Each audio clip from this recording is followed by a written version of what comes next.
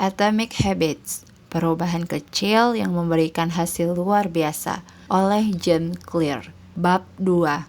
Bagaimana kebiasaan membentuk identitas Anda dan sebaliknya.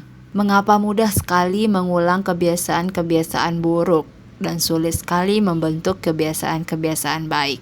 Tidak banyak hal yang dapat memberikan dampak lebih dahsyat pada hidup Anda selain memperbaiki kebiasaan sehari-hari Anda. Namun ada kemungkinan pada tanggal yang sama, tahun depan Anda masih mengerjakan hal yang sama, bukan sesuatu yang lebih baik. Orang sering merasa sulit mempertahankan kebiasaan-kebiasaan baik lebih dari beberapa hari, bahkan dengan upaya yang tulus dan terkadang dengan dorongan motivasi sesaat. Kebiasaan seperti berolahraga, bermeditasi, menulis buku harian, dan memasak adalah sesuatu yang menyenangkan selama sehari 2 hari, tapi setelah itu menjadi sesuatu yang mengganggu.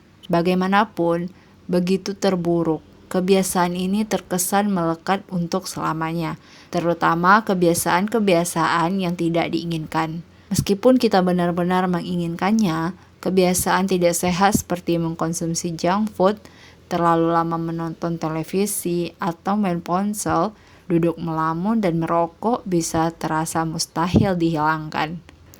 Mengubah kebiasaan menjadi sulit karena 2 alasan.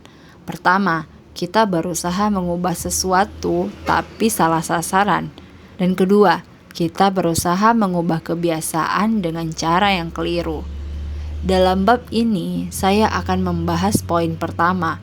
Dalam bab-bab selanjutnya, saya akan menjelaskan poin kedua. Subbab 3 lapisan perubahan perilaku. Kesalahan pertama kita adalah berusaha mengubah sesuatu tapi salah sasaran. Untuk memahami apa yang saya maksudkan, pertimbangkan ada 3 lapisan tempat perubahan dapat terjadi. Anda bisa membayangkan seperti lapisan-lapisan dalam sebutir bawang. Lapisan pertama mengubah hasil Anda. Lapisan ini terkait dengan mengubah hasil, menurunkan berat badan, menerbitkan buku, memenangkan kejuaraan, dan lain sebagainya. Kebanyakan sasaran yang Anda tetapkan berhubungan dengan lapisan perubahan ini. Lapisan kedua adalah mengubah proses Anda. Lapisan ini terkait dengan mengubah kebiasaan dan sistem, seperti menerapkan rutinitas baru di tempat olahraga, merapikan meja kerja supaya aliran kerja lebih baik, mengembangkan latihan meditasi, dan lain sebagainya. Kebanyakan kebiasaan yang Anda bangun terkait dengan lapisan ini. Lapisan ketiga dan paling dalam adalah mengubah identitas Anda. Lapisan ini terkait dengan mengubah keyakinan, seperti pandangan Anda tentang dunia, citra diri Anda, penilaian Anda terhadap diri sendiri dan orang lain. Sebagian besar, keyakinan, asumsi, dan kecenderungan yang Anda pegang terkait dengan lapisan ini.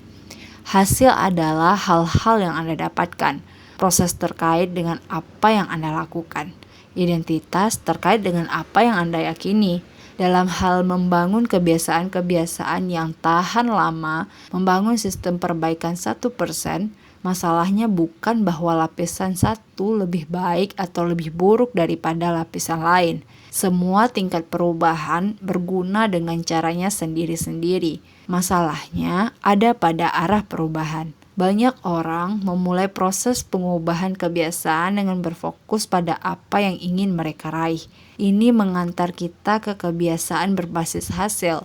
Alternatifnya adalah membangun kebiasaan berbasis identitas.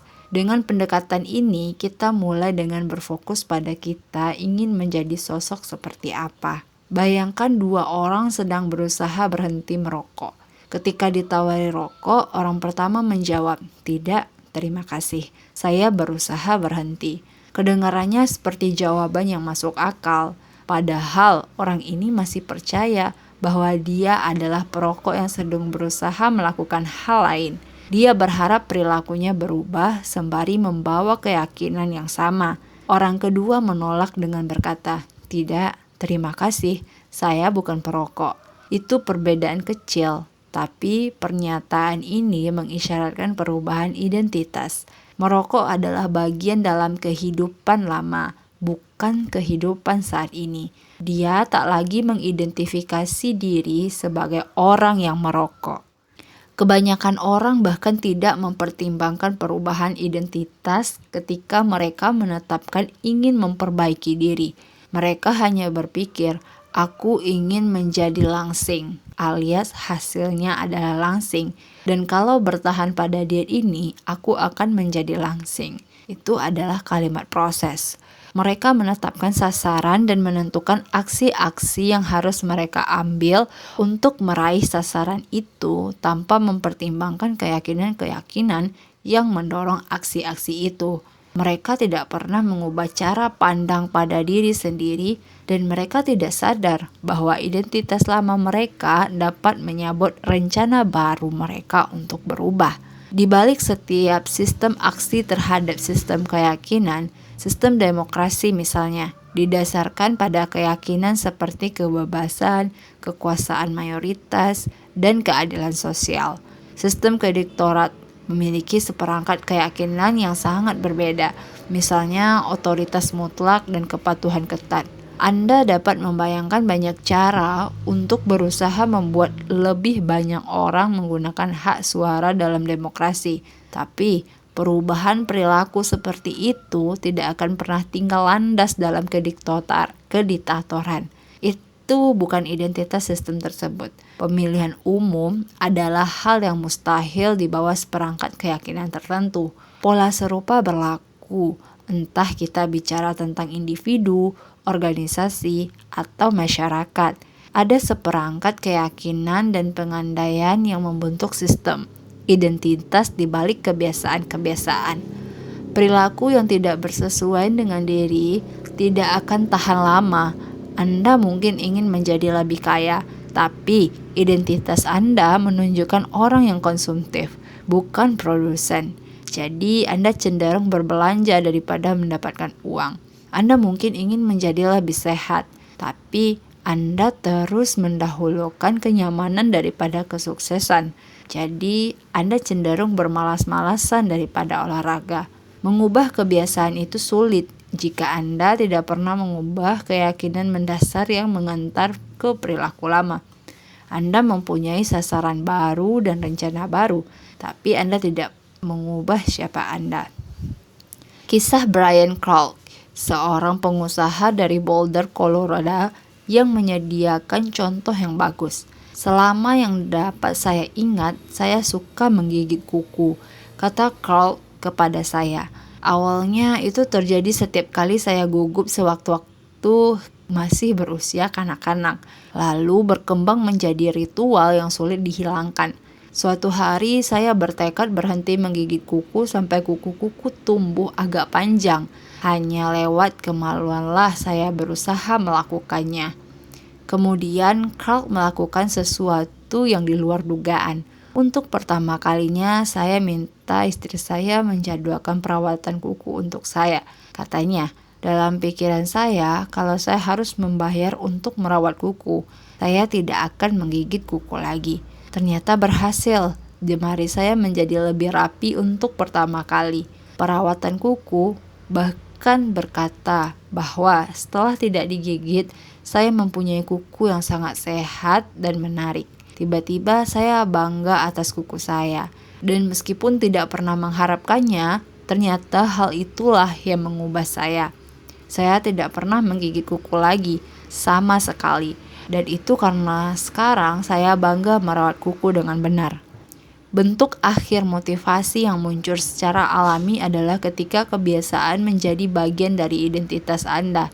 Di suatu pihak kita mengatakan saya tipe orang yang menginginkan ini. Ini sangat berbeda dengan mengatakan saya tipe orang seperti ini. Makin bangga Anda terhadap aspek tertentu dalam identitas Anda, makin termotivasilah Anda untuk mempertahankan kebiasaan-kebiasaan yang terkait dengannya. Bila bangga dengan tampilan rambut Anda akan membanggakan berbagai kebiasaan untuk merawat dan menjaganya. Bila bangga dengan ukuran otot lengan Anda akan berusaha tidak melewatkan olahraga yang melatih bagian atas tubuh. Bila bangga dengan selendang yang Anda rajut, Anda akan lebih rajin mengeluangkan waktu untuk merajut tiap minggu. Ketika kebanggaan Anda ikut berperan, Anda akan berjuang mati-matian untuk mempertahankan kebiasaan Anda. Perubahan perilaku adalah perubahan identitas. Anda mungkin memulai suatu kebiasaan karena motivasi, tapi satu-satunya alasan Anda mempertahankannya adalah karena itu bagian dari identitas Anda. Perubahan perilaku yang sejati adalah perubahan identitas. Anda mungkin memulai suatu kebiasaan karena motivasi, tapi satu-satunya penyebab yang membuat Anda bertahan adalah karena kebiasaan itu merupakan bagian dari identitas Anda. Seseorang dapat membujuk dirinya untuk berolahraga atau menyantap makanan sehat sekali atau 2 kali. Tapi jika orang itu tidak mengubah keyakinan di balik perilaku tersebut, sulit untuk mempertahankannya dalam jangka panjang. Perbaikan hanya sementara, kecuali menjadi bagian dari siapa diri Anda.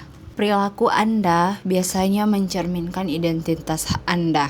Hal yang Anda kerjakan menunjukkan tipe pribadi yang Anda yakini adalah diri Anda, entah disadari atau tidak.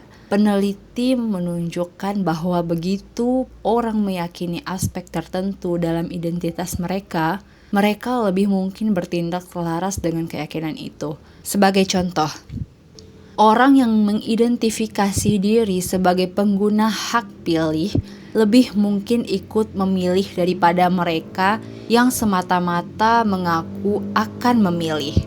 Begitu pula, orang yang memasukkan olahraga ke identitas mereka tidak harus membujuk diri untuk berlatih. Melakukan sesuatu yang benar itu mudah. Lagi pula, ketika perilaku dan identitas Anda benar-benar selaras, Anda tak lagi harus berusaha mengubah perilaku. Anda sekedar bertindak seperti tipe orang yang Anda yakini sebagai diri Anda sendiri. Seperti semua aspek dalam pembentuk kebiasaan, ini pun pandangan bermata dua. Ketika sedang bekerja untuk Anda, perubahan identitas dapat menjadi kekuatan yang dahsyat untuk perbaikan diri.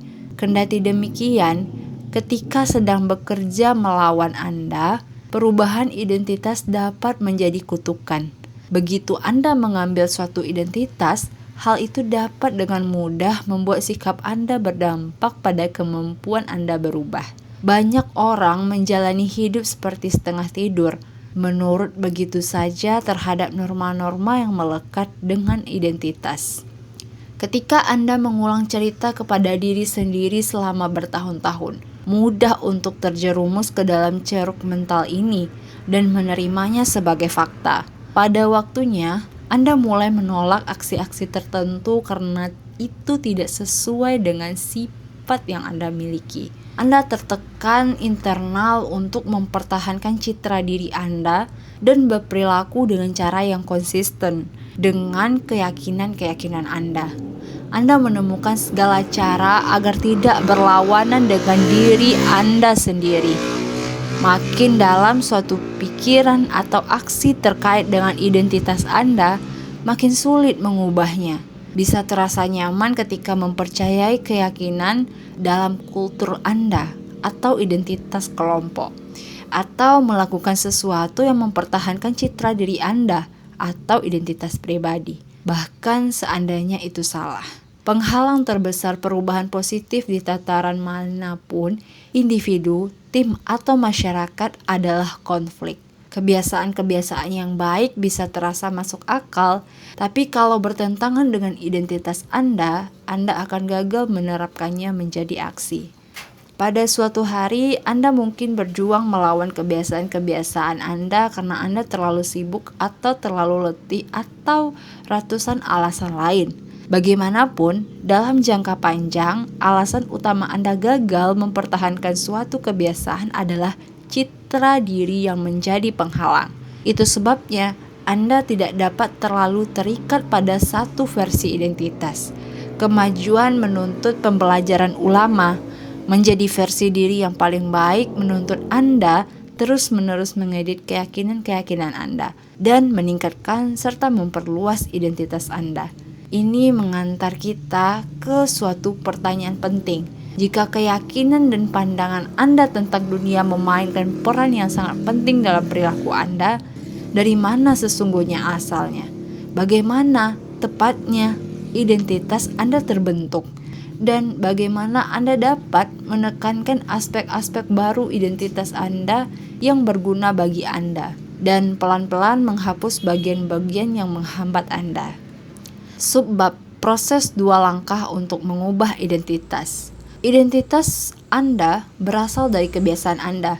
Anda tidak dilahirkan dengan keyakinan bahwa setiap keyakinan, termasuk tentang diri sendiri, dipelajari dan dikondisikan melalui pengalaman. Lebih tepatnya, kebiasaan Anda tergantung pada bagian Anda mewujudkan identitas. Ketika merapikan tempat tidur setiap hari, Anda mewujudkan identitas orang yang terorganisasi. Ketika menulis setiap hari, Anda mewujudkan identitas orang yang kreatif. Ketika berolahraga tiap hari, Anda mewujudkan identitas orang yang atletis. Makin sering Anda mengulang suatu perilaku, makin sering Anda memperkuat identitas yang terkait dengan perilaku itu. Dalam kenyataan, kata identitas awalnya diturunkan dari kata Latin estetitas, yang berarti ada, dan identitum, yang berarti berulang. Jadi, identitas Anda secara harfiah adalah ada yang diulang. Apapun identitas Anda saat ini, Anda hanya mempercayai karena Anda memiliki bukti tentangnya. Kalau Anda pergi ke tempat ibadah selama 20 tahun, Anda mempunyai bukti bahwa Anda religius. Ketika Anda belajar biologi selama 1 jam setiap malam, Anda mempunyai bukti bahwa Anda rajin. Jika Anda pergi ke tempat olahraga meskipun sedang turun hujan, Anda mempunyai bukti bahwa Anda berkomitmen untuk tetap bugar. Makin banyak bukti bahwa Anda memiliki suatu keyakinan, makin kuat Anda meyakininya. Selama sebagian besar masa awal hidup, saya tidak memandang diri sebagai penulis. Jika Anda dulu bertanya kepada salah seorang guru SMA atau dosen saya, mereka akan memberitahu Anda bahwa saya hanya penulis biasa, tanpa kelebihan khusus. Ketika memulai karir menulis, saya menerbitkan artikel baru setiap Senin dan Kamis selama beberapa tahun pertama. Ketika bukti bertambah, begitu pula identitas saya sebagai penulis, saya tidak mulai berkaya sebagai penulis. Saya menjadi penulis karena kebiasaan saya. Tentu saja, kebiasaan Anda bukan satu-satunya aksi yang mempengaruhi identitas Anda. Tapi karena sering kebiasaan itu, biasanya menjadi yang paling penting. Tiap pengalaman dalam hidup mengubah citra Anda. Tapi mustahil Anda memandang diri sebagai pesepak bola karena Anda pernah 1 kali menendang bola, atau memandang diri sebagai seniman karena membuat coretan-coretan yang mirip gambar. Namun, ketika Anda mengulang aksi-aksi ini, bukti menjadi terakumulasi dan citra diri Anda mulai berubah. Pengaruh pengalaman yang hanya 1 kali cenderung memudar sejalan dengan waktu. Sementara pengaruh kebiasaan semakin kuat, yang berarti kebiasaan berperan paling banyak sebagai bukti yang membentuk identitas. Dengan cara ini, proses membangun kebiasaan sesungguhnya sama dengan proses menjaga diri. Ini evolusi yang bertahap. Kita tidak berubah dalam sekejap mata dan langsung menjadi orang yang sama sekali baru. Kita berubah sedemikian demi waktunya, hari demi hari, kebiasaan demi kebiasaan. Kita terus-menerus mengalami evolusi mikro diri. Tiap kebiasaan berfungsi sebagai sarana. Hey, mungkin inilah saya. Bila Anda menyelesaikan 1 buku, barangkali Anda tipe orang yang suka membaca. Bila Anda pergi ke salah satu sasaran kebugaran, barangkali Anda tipe orang yang gemar olahraga.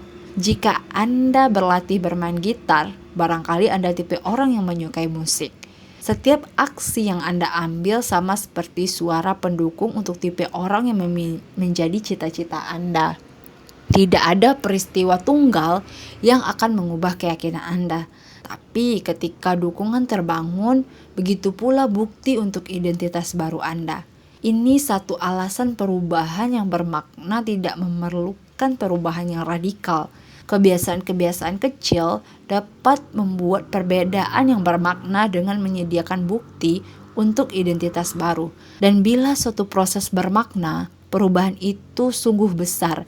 Itulah paradoks dalam membuat perbaikan-perbaikan kecil. Kalau kita rangkum, Anda dapat melihat bahwa kebiasaan adalah jalur untuk mengubah identitas Anda. Cara paling praktis untuk mengubah siapa Anda adalah mengubah apa yang Anda lakukan. 1. Tiap kali Anda berlatih bermain bola, Anda seorang pemusik. 2. Tiap kali Anda mulai berolahraga, Anda seorang atletis.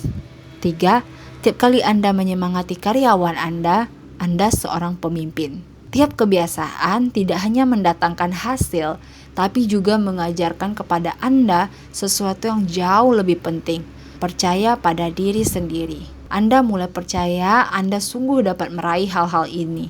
Ketika suara yang mendukung bertambah banyak dan bukti mulai berubah, kisah yang Anda ceritakan sendiri juga mulai berubah. Tentu saja, cara ini juga bekerja ke arah yang berlawanan. Setiap kali Anda memilih menjalankan kebiasaan buruk, itu suara yang mendukung untuk identitas Anda. Kabar baiknya adalah Anda tidak harus menjadi sempurna. Dalam setiap pilihan, selalu ada suara mendukung untuk kedua pihak. Anda tidak memerlukan suara mendukung yang bulat untuk memenangi pemilihan umum. Anda hanya memerlukan mayoritas. Tidak penting ketika Anda beberapa suara yang mendukung perilaku buruk atau kebiasaan yang tidak produktif. Sasaran Anda cukup memenangkan mayoritas selama mungkin. Identitas baru memerlukan bukti baru. Bila terus menampilkan suara mendukung yang sama seperti yang biasanya, Anda akan mendapatkan hasil yang sama seperti yang biasanya. Kalau tidak ada yang berubah, tidak ada pula yang akan berubah. Proses 2 langkah yang sederhana. Pertama, putuskan tipe orang yang Anda cita-citakan. Yang kedua, buktikan pada diri sendiri dengan kemenangan-kemenangan kecil. Pertama, putuskan tipe orang seperti apa yang Anda cita-citakan. Ini ada di tingkatan manapun, sebagai individu, sebagai tim, sebagai komunitas, atau sebagai bangsa. Apa yang Anda inginkan, apa yang Anda bela, apa prinsip dan nilai-nilai Anda. Ingin menjadi orang seperti apakah Anda? Ini pertanyaan besar dan banyak orang tidak yakin harus mulai dari mana. Tapi mereka sungguh tahu hasil macam apa yang mereka inginkan. Mendapatkan perut dan dada yang six-pack, atau kurang mudah cemas atau melipat gandakan pendapat. Itu bagus. Mulai saja dari situ dan runut ke belakang dari hasil-hasil yang Anda inginkan ke tipe Anda inginkan untuk mendapatkan hasil tersebut.